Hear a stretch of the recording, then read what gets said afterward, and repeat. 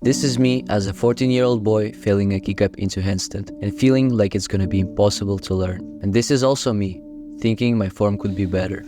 And this is me 1 month into training, trying to look cool with this fancy exercise that I saw one night before on the internet. And this is also me squatting 3 plates with ease. It took us 8 years. This is how it started, and this is how it's going. Realistically, this could have been achieved in half time, but we made some mistakes. 6 mistakes, let's get into it, no bullshitting around. Where's the marker? Dude, you forgot the marker. You're so professional. Right, and the first one is avoiding weight training. I was just all into calisthenics, and you know how it is in calisthenics, especially in the beginning when you're hitting the weights, it feels like it's cheating. It was just like you took a pride in being a calisthenics athlete, right? Absolutely, and if I could start over, I would just definitely add some weight training and weight exercises like overhead press or bench press or, you know, any weighted... What?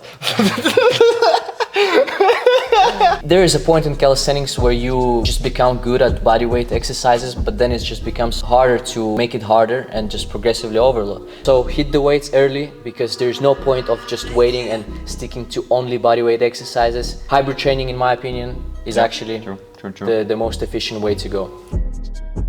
Yes, I agree with that one. My first mistake that I did was actually what I did not do, and it was like not documenting my journey.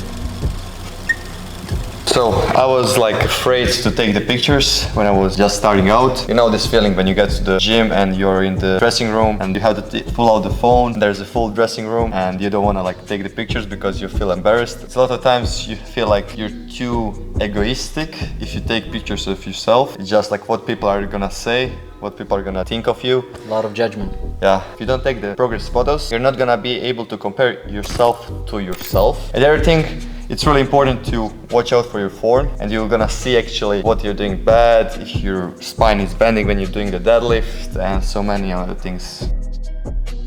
The second one is no tracking. Yeah, that's a big one.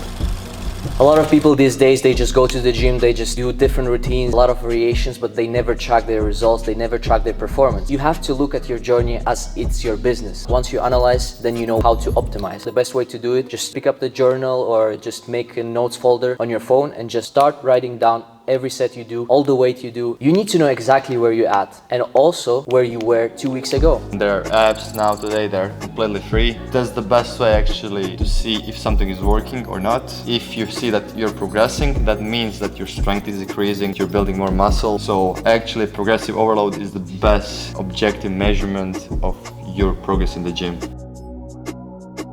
And by the way, that's why we created a training program for you. It's highly customizable depending on your training level, desired goals and lifestyle. All exercises are well thought through to make it easy for you to start, follow and stick to. And for the record, it's completely free. So don't give me bullshit and click the link below. Let me see. Okay, my second one. My second one is ego fucking lifting.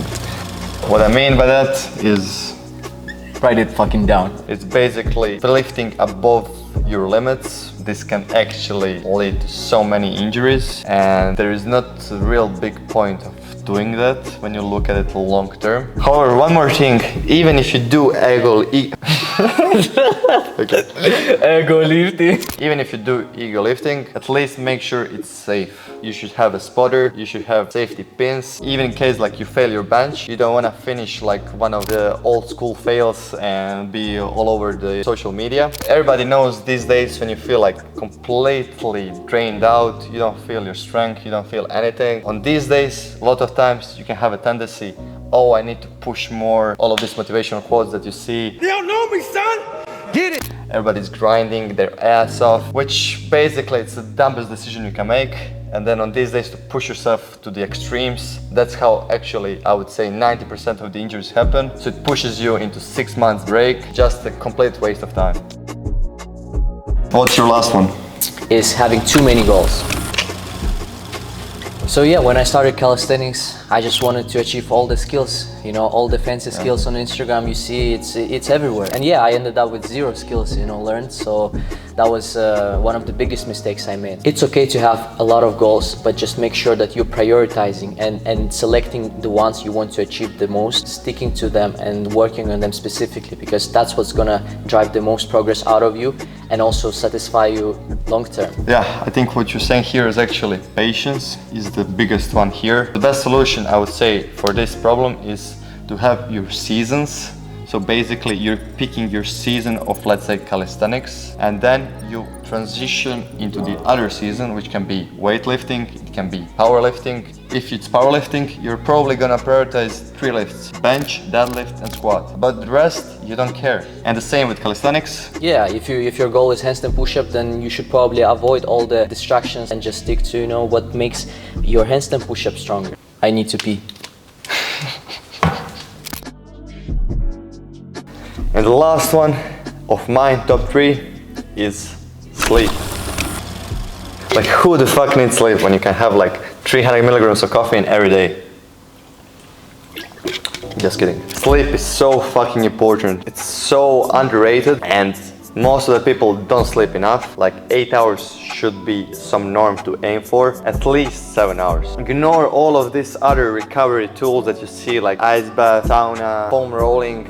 Is that even a thing anymore? Sleep is probably your biggest steroid you can use. There is a reason why all of the best athletes like Roger Federer or LeBron James have so sick sleeping habits, because it actually works.